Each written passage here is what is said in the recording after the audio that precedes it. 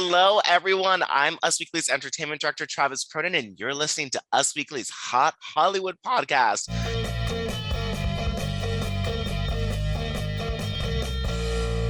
The show where we break down all of the best celebrity gossip, the ridiculous, the fun, the drama-filled stories of the week. And luckily, I could not do it by myself because that would just me, a crazy person just speaking to no one. So I am joined by my two amazing co-hosts, New York icon and my friend Gwen Flamberg. That is a perfect introduction, Travis. Thank you so much. Hi, guys. Just here to icon for you. You sure are. And New Jersey icon and also my friend, Sarah Huron. I was going to say, am I going to get the friend line too? I wasn't sure. Hello, Travis. Confirmed, recorded, signed, sealed, delivered friend. Absolutely. Well, guys, we have so much of our favorite hot mess couples. There are tattoos, there are weddings, there are babies, there are engagements, there's mess. It's everything we like about celebrity gossip this week. But let us first start of the woes, the stories that just made our host agape, go aghast, because they just could not believe what they were reading. Sarah Huron, what made you go whoa this week? Well, Christine Quinn from Selling Sunset has made me go, whoa, so many times in the last couple years that I've been, part of the Oppenheim group. And I did read her book. And while there wasn't that many woes in How to Be a Boss Bitch, unfortunately, she did the Call Her Daddy podcast. And I don't know if Christine is planning to come back to the show. I believe she is, but I'm not quite sure how, because in addition to alleging that the creator, Adam DeVillo, who also created The Hills, told Christine to fall down the stairs and kill herself, and alleging that he can't be on set around anyone. We did reach out to him for comment. He has yet to respond to these claims, as I assume Spotify did before they put out this episode. So she made some crazy misconduct claims about him, not saying they're not true, don't know. But then she literally played a clip from what was allegedly sent out in a press screener that had Heather Ray Young El Muso clearly dubbed over, making allegations that Christine said that Christelle slept with Jason when she was still married to Justin Hartley, and that was in the press screener, and that moment in season 5 where Christine says, oh yeah, I did say that. It was originally edited to look like she was responding to that, but Christine got a hold of the press screener, lost her mind, and they edited it to be Heather saying what she really said was, you said that Jason used to have good taste in women, now he doesn't. And Christine says, I did say that, haha. So she played the clip on her phone, which was crazy. And she also opened up about the salaries and said she gets paid the most because she has a different attorney than everyone.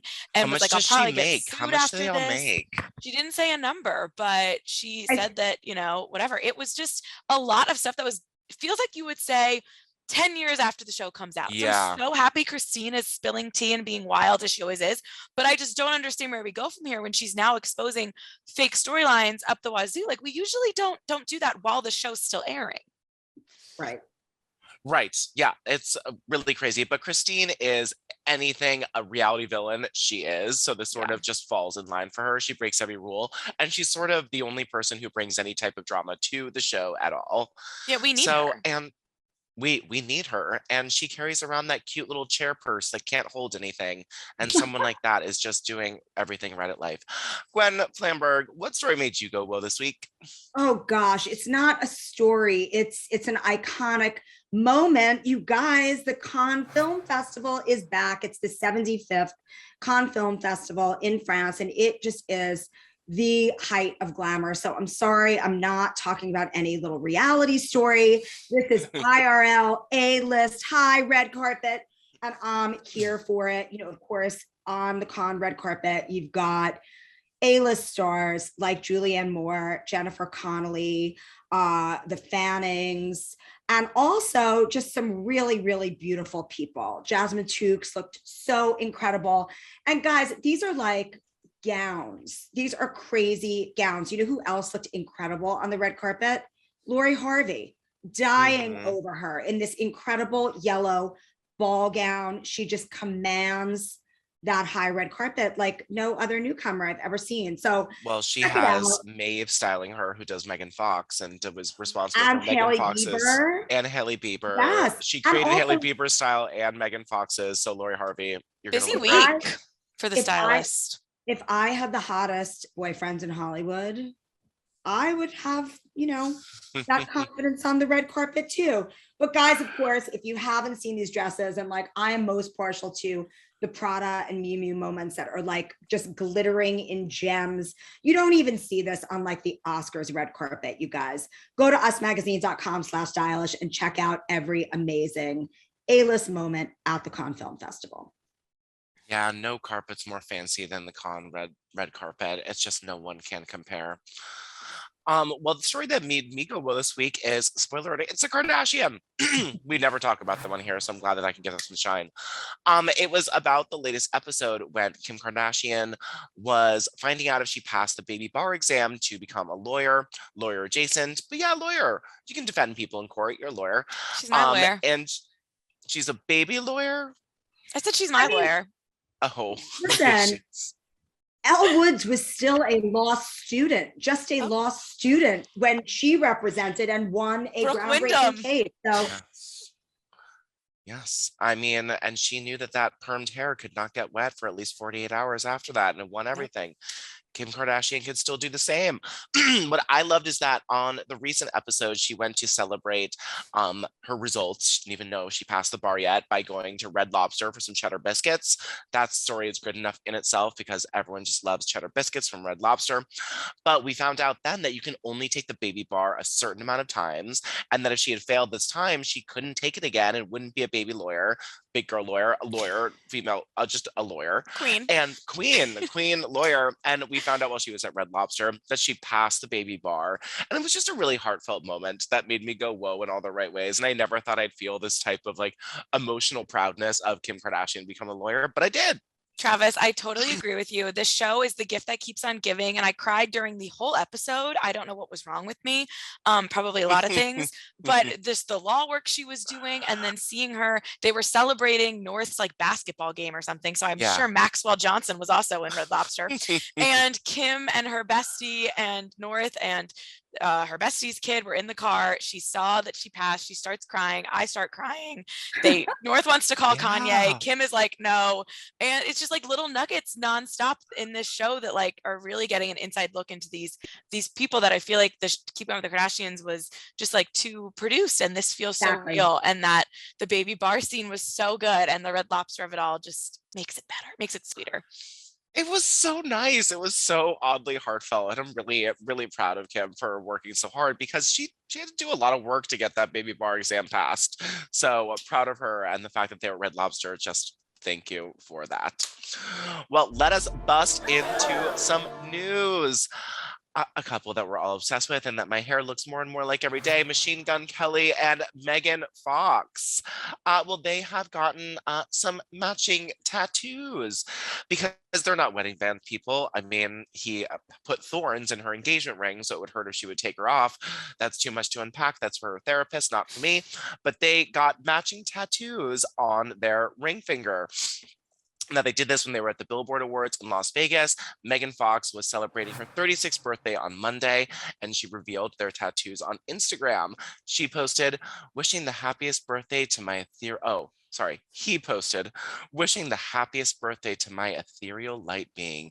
I love you, Mackie." He captioned a series of pics that included voodoo doll tattoos, Megan Fox on a roller coaster, and characters from the movie Up, Pixar Up, the old guy with the balloons. And then a recent pic of the couple in the matching blue outfits, which, if you follow the matching blue outfits, you know that Megan Fox posted about stylist Maeve, who we're talking about, who has done, everybody, that she said she ripped out the crotch in that blue bedazzled blue number, and says, "I hope this wasn't expensive, because I ripped out the crotch so we could have sex." Now, I thought that I had already sort of been titillated and confused simultaneously by Megan Fox more than I ever could, but here we are today. Traumatized is more like it. Like, guys, there are zippers for a reason. Like, come on. Not in that jumpsuit. I believe the phrase was "cut a hole in it." to be Got a hole in it. specific. And, you know, Yes. back in the day, there was a rumor going around when I was in middle school that there was girls cutting holes in their yoga pants for the dance. And it's just crazy to me that 8th graders that I went to middle school with and 30 We're wearing yoga pants to a dance. Well, it was like a night. It was called a night place. It wasn't like a dance. It was like a whatever unofficial dance. Shout out night place.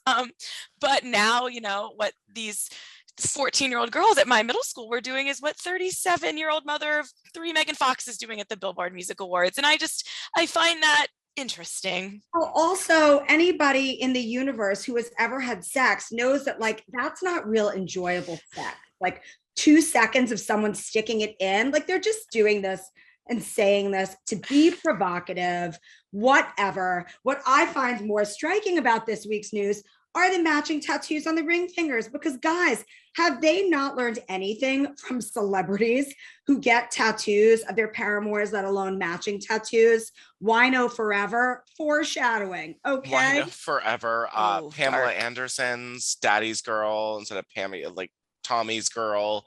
It really, it's the kiss of death, and it really makes me worried for every celebrity couple that gets matching tattoos. I believe Dean McDermott has some intense Tori Spelling tattoos that I would assume he might be in the process of removing, since he didn't, you know, wish her happy birthday, and it was just her birthday, and we haven't seen them together in a year. We were all watching that. We haven't seen them together in a year. She looks so even more sad in all the paparazzi photos when she's leaving. He just looks like always so rough and tragic as well. They just do not seem like happy people, and we were watching to see if he was going to wish her a happy birthday, and no, it's not good. I think that's more of the kiss of death than even these matching tattoos. Yeah. Well, glad we ripped the crotch out of that story, and I'm glad I know about Sarah's high school antics. It was middle school, okay, which makes it even worse.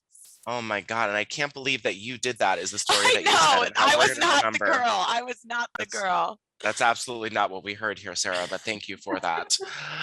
Well, let us move on to a really sad story.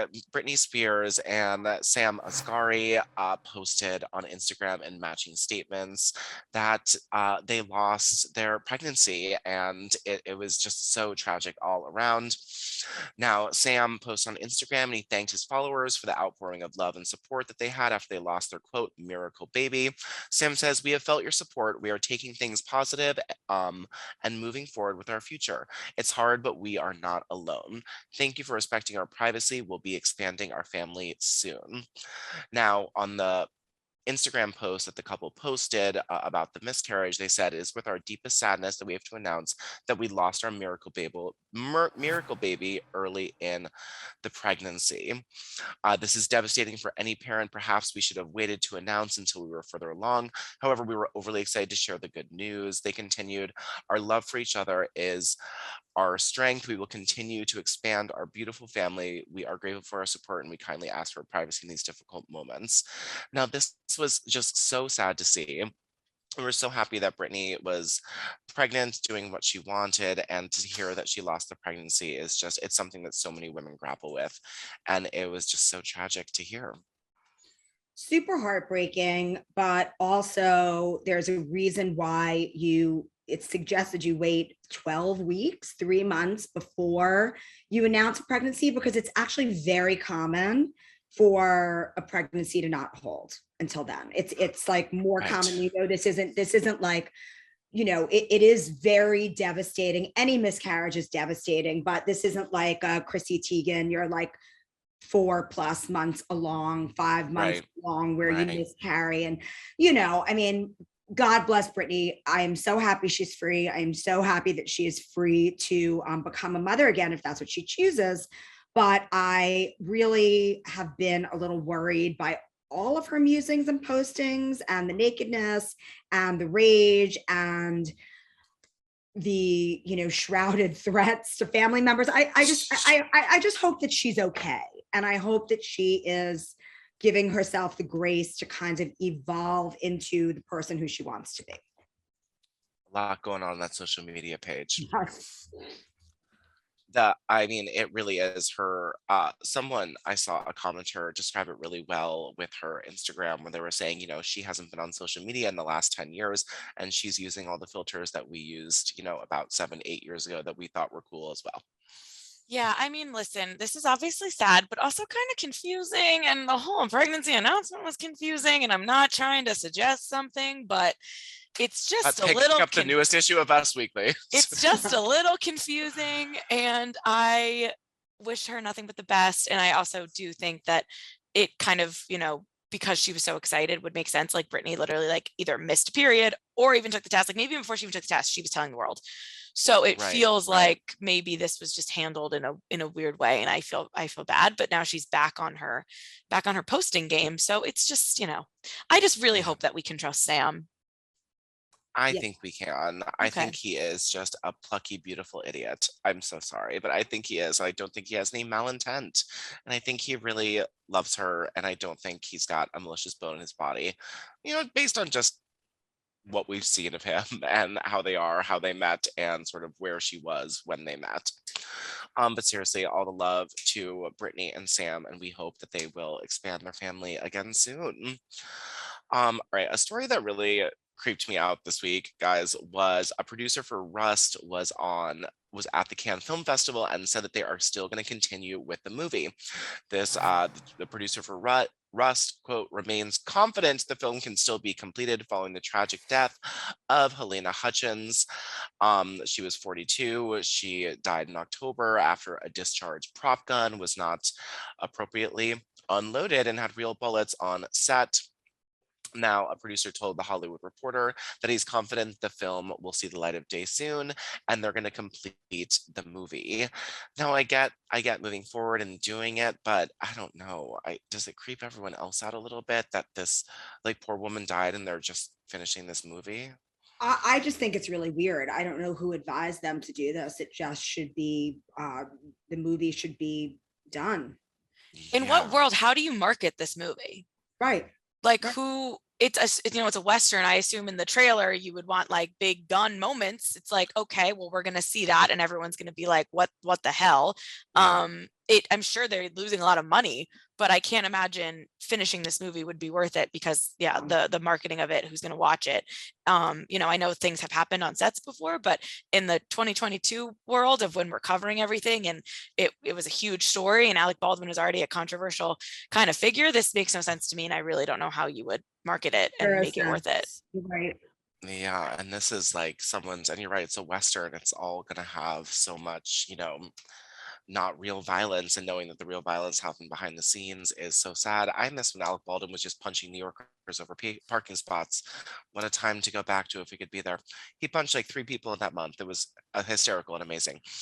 Well, I have no segue for that, but Sarah, what can you tell us about Kravis? What have they been up to? Oh, Kravis, Mr. and Mrs. Barker for real this time, you guys. So obviously in April, we saw Kourtney and Travis get married, quote unquote, at a Las Vegas chapel, and they did not obtain the marriage license. They said that it was the Elvis impersonator did not hook them up with the marriage license. So we found out. So weird. We found out it was not legal, but they had every intention of getting married legally that day because they are planning to get married not in the United States. So the same way you're Sophie Turner and you're Joe Jonas, people get married, they do something fun like that, something silly, because the big wedding, they need to do it legally anyway. So I love that new celebrity trend. But because Kravis messed up and didn't get the license, they had to then do another version of this, which included them exchanging vows for real at a courthouse in Santa Barbara. Santa Barbara is also where Travis proposed, so clearly a special place for them. And the witness, I was wondering why they did it there. Thank you. Yes, the witness, none other than Queen MJ, Kris Jenner's mother, the Kardashian grandmother, who everyone, if you watch the show or follow them on Instagram, has seen forever. She was at the wedding. She was the only one. No kids, no sisters, but they are finally married. It's an interesting trend that this is, once their real wedding happens, it's going to be 3 weddings deep that we're in now. We get a Vegas quickie wedding that meant absolutely nothing. We get a courthouse wedding, and then we get the real wedding, which is going to be, sources say, probably in Italy. It seems a little, it's lovely. I'm celebrating love is like never a bad idea, but it's like also a little bit overkill. I mean, I've seen her in so many white dresses. And I think it's just because their proposal was so elaborate and so public as well, too, that I'm like, this isn't done yet. You ain't married yet. I know. And it also feels weird because Wow. if you watch the show and you saw the reaction from Penelope and the kids, like they weren't thrilled that they weren't at the proposal, and like Kourtney's kids, there feels like some weirdness happening. And then Yeah. to make a whole thing of like, I know it's not the wedding, they just got legally married, but the kids again are young enough to not totally know what's going on, but old enough to have TikTok. So they see married again. It's like, was Penelope like, wait, did you get married again? And Kourtney has to be like, no, this one's not the real one. You'll be the real one. It's like, Mom, why are you getting married 3 times and doing all this stuff without us? It's weird. I will say though that I did like that very little The skimpy Dolce and Gabbana dress. You I loved did? it. dress. If Oh, I I would hated get it. married, I think that I would wear it a was little mini cute. dress too. And it had that like Dolce and Gabbana flaming heart medallion, Yeah. which was you know, surprising for a normal bride, but not surprising for this bride. I sort of really liked it. I liked the mininess of it and the cut of Yeah, it for cute. sure, but it also looked like in the back of Forever 21, the $6.99 tag would have been on the Totally. sale item a little bit. It Yeah. looked like a little inexpensive, even though it was very much not. Mhm. Well, one former couple that's not doing as well as Travis, it's Amber Heard and Johnny Depp. I just saying it, just I'm so even like sick of it, but we have to talk about these updates because there has been so much online about it. There are TikTok trends that Lynn's Bass is hopping onto, quoting her ceremony. It's just a lot of weirdness. But Amber Heard's sister took the stand this past Wednesday and said that she witnessed Johnny Depp grab Amber by the hair and hit her in the face repeatedly while they were married. Now, her name is Whitney. She is Amber's youngest sister, and she testified in court as part of this defamation case. And she lived with Amber and Johnny for many, many months and said she thought of Johnny as a brother. Whitney testified about an altercation which she saw Johnny throw a Red Bull can at his nurse, Debbie Lloyd, which Debbie Lloyd denied in her testimony. Whitney said during the incident, she said, he comes up behind me and strikes me in the back. I heard Amber say, don't hit my effing sister. She smacks him, lands one. By that time, Johnny had already grabbed Amber by the hair with one hand and was whacking her repeatedly in the face with the other. Now, just in case you need wrap up of what is going on, Johnny Depp has accused Amber Heard of defaming him in a 2018 op-ed that she wrote for the Washington Post. And Amber has filed a counterclaim for $100 million against him. Now, I know that you guys have seen this everywhere. It's on all of our timelines. That like live thing is so wild. And has there anything that's been standing out to you about the case? The whole thing. I mean, what's standing out to me is that it's just going on and on and on, and it gets more and more shocking. And it's kind of like, why are they doing this? Like, why? I don't know. Yeah. It's very it kind of sets back the whole Me Too thing quite a bit. And also it's like, how is either one of them going to work after this?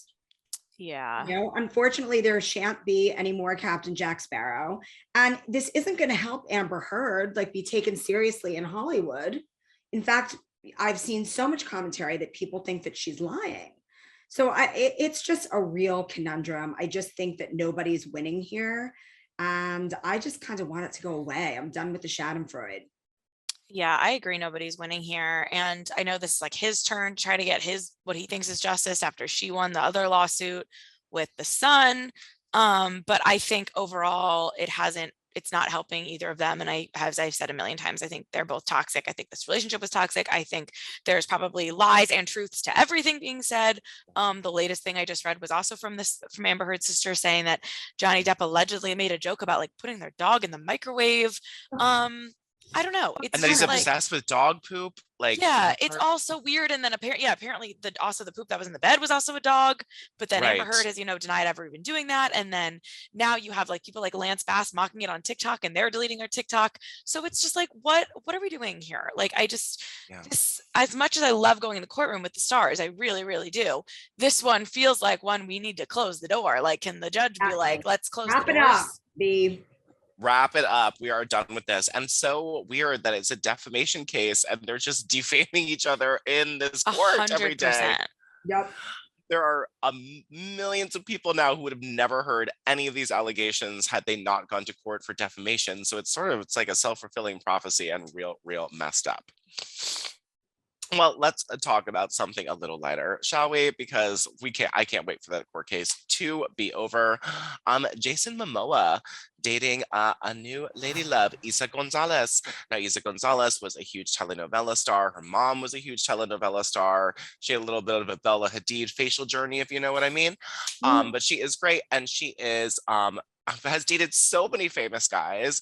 She dated Liam Hemsworth the day after he broke up with Miley Cyrus. Oh, let's play a game. Who can guess all the people that Isa Gonzalez have dated? I think I know most of them. Okay.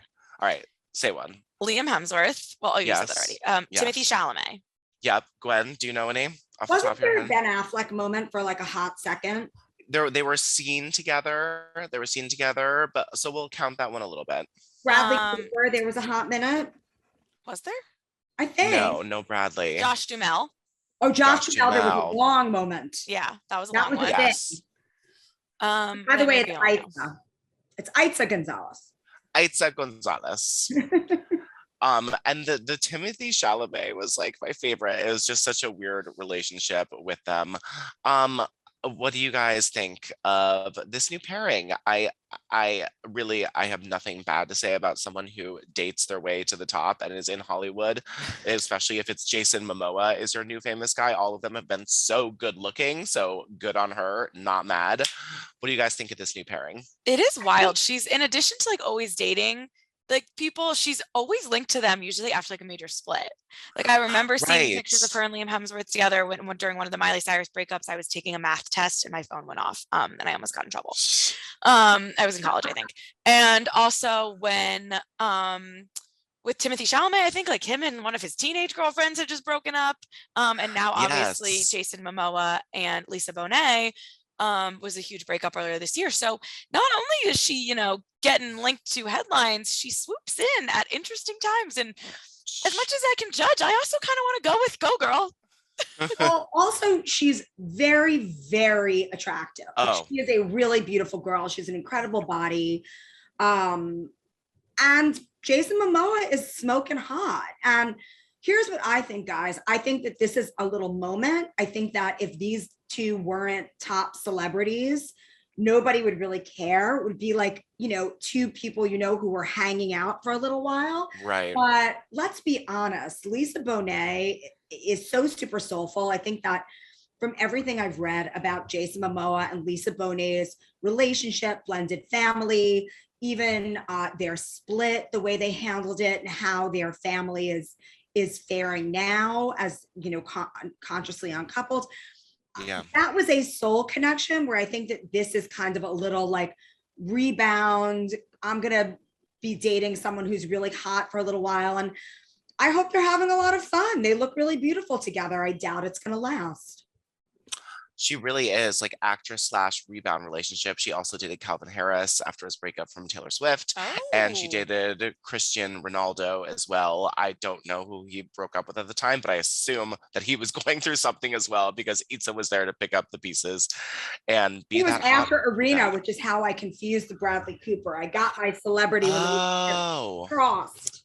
God, that is 5 different male celebrities that she has dated right after super public breakups with famous women. That is quite the type to have. What a strange trend. Well, speaking of relationships that I'm obsessed with that are new, unique, and amazing, I really do like this one. Sarah Heron, I know you agree with me. Christelle, Strauss, and gflip Penny. When she announced on the Selling Sunset season 5 reunion that she was dating non-binary Australian pop rock star gflip, I'm obsessed and I need to know more. And Sarah knows more. Tell us all about it. Okay, so the major gflip Christelle updates. This is a beat that I have unfortunately become an expert on. Add it to the list of things I really don't need to know in life. But in addition to these two, their future looking pretty bright. They're in Australia as we speak, which is where gflip is from. So I don't know if Christelle's meeting some family or just touring the native land. But very exciting, big stuff there. And also we got a little bit more information about their origin story. On Selling Sunset, Chriselle said that they started dating after Chriselle did G-Flip's music video, which is true in that G-Flip asked Chriselle to be in the music video. And if you haven't watched it, oh wow, it's giving Bloody Valentine, everybody. So I think we know where this relationship is going. Okay.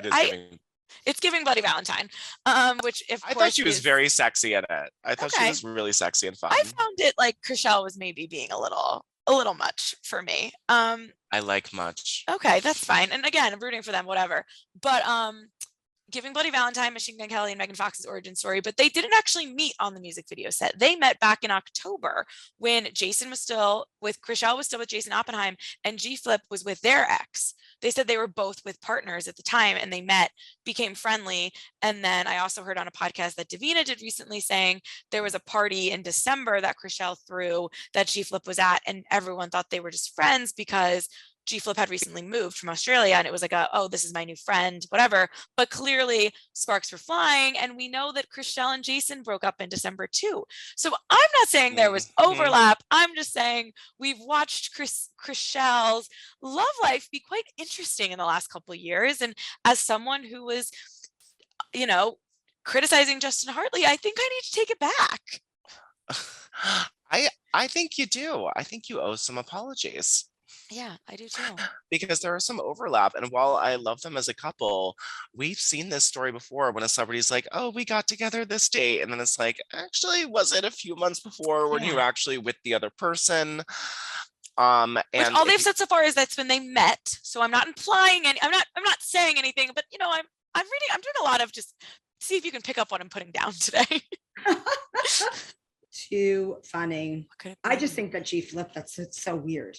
It's so weird. Sort of creeping. Yeah. It absolutely is. And she's like 15. They are like 15 years younger than Chriselle, who apparently wants to only have kids. So like whatever. Anyway, cut all this out. Yeah, cut all of this out. I think they're so much younger than Chriselle, and Chriselle just wanted to have babies, settle down, and now you're with like a rock star from Australia. It's a choice. Yeah. Well, do you guys, Taylor Swift's a doctor. Taylor Swift got her honorary doctorate at NYU this past weekend. Did you guys see the photos? Did you read the speech? I loved the photos. I liked a lot of the speech.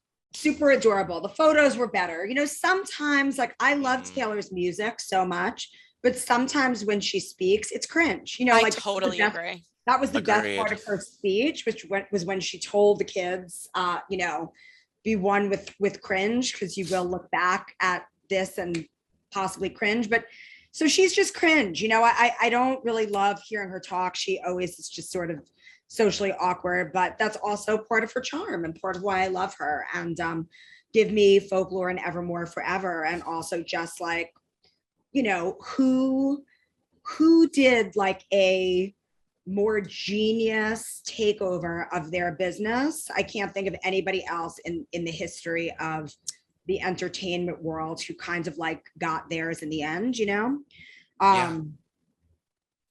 So I love Taylor forever. I didn't read the speech. The pictures were cute, but more importantly, I saw the video of everyone at NYU in the stadium singing All Too Well 10-minute version as Taylor walked in, and they like played the whole thing. And it was also the other, speakers and honorary doctors, but clearly she stole the show. Yeah.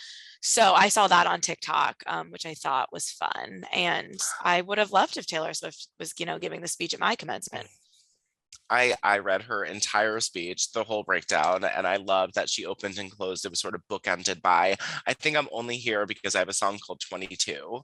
And then at the end, she's like, and now we can all just keep dancing like we're the graduating class of 2022. Cute. And it was really, really cute. Sweet. It was sweet. And that her regalia was totally snatched, altered to perfection. It fit her so well. I love when people take their regalia and like take it a little bit at the hip. Dolly Parton has done that in the movie in a very bigger way, but I just love when someone just makes regalia their own, because it's sort of an unwell-fitting sack, if you will say so. It's sort of designed to be. Well, guys, do you know what it's time for? No, it's not time for Celebrity Birthday Boxing Mania because I didn't like any of the celebrity birthdays this week. So we already just have one winner, and it is Naomi Campbell. Naomi Oh, Campbell, fun. 52 years old this week, and she has slapped enough people in her life, in real life, that we didn't need to put her in any ring. And she's just such a queen, and we love her. So happy 52nd birthday, Naomi Campbell. We love you. I'm glad you're not throwing phones at your assistants anymore, because there was a long time when she did that far too many times in one year that someone should do. 4 times, 4 assistants, 4 phones, 4 faces. Well, that is all of the time we have today. Gwen, Sarah, thank you for helping me spill all of this piping hot celebrity this week. Again, this is Travis Cronin, Entertainment Director at Us Weekly, bringing you into the glamour, glitter, fashion of your favorite celebrities. Because after all, guys, do you know what celebrities are? Oh, They're guys, they They're are just like like us. us. Oh, yes. Now she went fast. Thank you guys so much for listening. We will be back next week. We'll see you then. Bye. awesome.